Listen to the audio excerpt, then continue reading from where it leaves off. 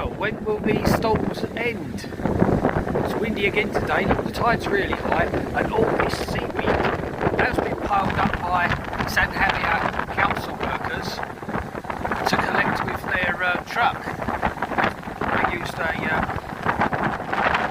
digger to get this in. That looks like sand, piles of sand. It's seaweed. It's all it's washed up on this part of the coast.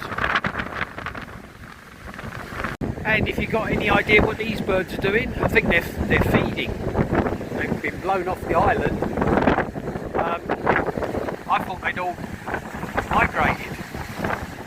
But yeah, they're just flying round and landing in the water. I think they're finding a lot of fish there.